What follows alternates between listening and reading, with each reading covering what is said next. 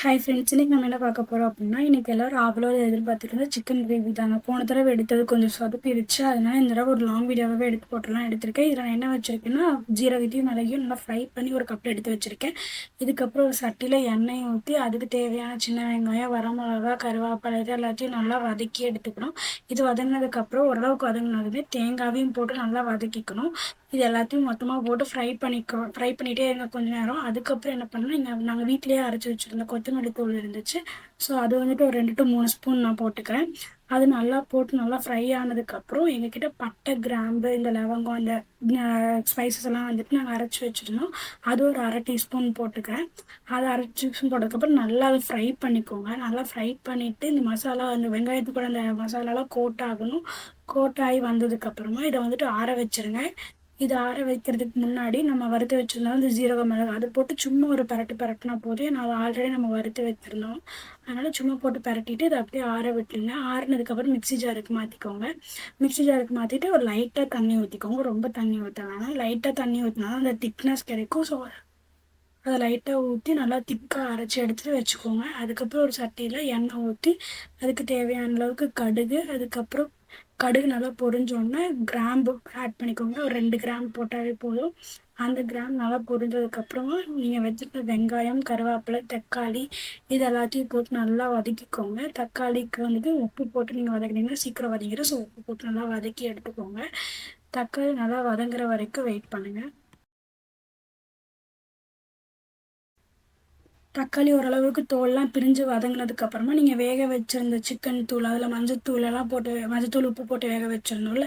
So அதை வந்துட்டு இது கூட ஆட் பண்ணிக்கோங்க. தண்ணியோடவே ஆட் பண்ணிக்கோங்க. ஆட் பண்ணிவிட்டு இதை நல்லா வந்துட்டு இப்போ ஃப்ரை பண்ணி விட்டுட்டு அதுக்கப்புறம் நீங்கள் அரைச்சி வச்சுருப்பீங்கள்ல அந்த பேஸ்ட்டையும் உள்ளே ஆட் பண்ணி உங்களுக்கு குழம்பு எவ்வளோ தேவையோ அந்த அளவுக்கு இந்த மிக்சியிலையே தண்ணி ஊற்றி இது எல்லாத்தையும் உள்ளே ஊற்றிடுங்க. ஊற்றிட்டு இது நான் கொஞ்சம் நேரம் கொதிக்கட்டும். நல்லா கொதித்து திக்காகிற வரைக்கும் வெயிட் பண்ணுங்கள். நீங்கள் எத்தனை பேர் இந்த மெத்தடில் செஞ்சுருக்கீங்க? உங்களுக்கு இந்த மாதிரி மெத்தடில் செஞ்சது பிடிச்சிருந்துச்சா அப்படின்னு மறக்காமல் கமெண்ட் பண்ணுங்கள். இந்த மெத்தடில் நீங்கள் இது வரைக்கும் செய்யலை அப்படின்னா செஞ்சு பார்த்துட்டு எப்படி இருந்துச்சுன்னு மறக்காமல் கமெண்டில் சொல்லிட்டு போங்க. சரி, இதெல்லாமே நம்ம மிக்ஸ் பண்ணிட்டோம். இது கொஞ்ச நேரம் அப்படியே இருக்கட்டும். கொஞ்ச நேரம் லைட்டாக கொதி வந்ததுக்கப்புறமா உப்பு மட்டும் ஆட் பண்ணணும். ஸோ வெயிட் பண்ணுங்கள், இது கொஞ்ச நேரம் இருக்கட்டும். இது நல்லா மூடி போட்டு தான் வேக வைக்கணும். ஏன்னா கொத்தமல்லி தூள் போட்டனால அந்த கொத்தமல்லி தூள் வாசம் வந்துட்டு உள்ளேயே வந்துட்டு இருந்தால் தான் அது வந்துட்டு குழம்புக்கு ஸ்மெல் வராமல் இருக்கும். ஓப்பனில் வச்சு வதக்கணும் அப்படின்னா அந்த ஸ்மெல் போயிடும். அந்த மூடி திறக்கிறதுக்கு முன்னாடி நல்லா அது கொதிச்சிருக்கணும். அதுக்கு முன்னாடி எடுக்கக்கூடாது. நல்லா கொதிச்சதுக்கப்புறம் மூடி ரிமூவ் பண்ணிவிட்டு ஒரு கலக்கு நல்லா கலக்கி விட்டு பாருங்கள். அந்த திக்னஸ் உங்களுக்கு இந்த குழம்பு திக்னஸ் போதுமாங்கிறத பாருங்கள். இல்லை உங்களுக்கு இன்னும் திக்னஸ் வேணும்னா இன்னும் நல்லா கொதிக்க விடுங்க. உங்களுக்கு போதுங்கிற திக்னஸ் வந்ததுக்கப்புறம் நல்லா சுட சுட சாப்பாட்டில் வந்துட்டு இந்த சிக்கன் கிரேவியை ஊற்றி சாப்பிட்டு பாருங்கள், அவ்வளோ டேஸ்ட்டாக இருக்கும்.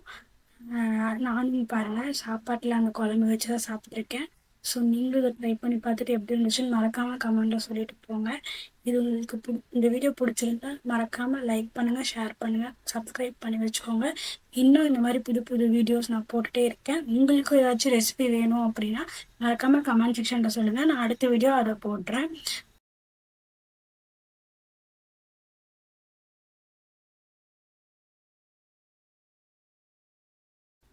பாருங்க ஃப்ரெண்ட், பார்க்கவே அவ்வளோ க்ரீமியாக, பார்க்கவே அவ்வளோ சாப்பிடணும் போல் ஒரு ஆர்வம் தூண்டுறது. அந்தளவுக்கு டேஸ்ட்டாக இருக்குது.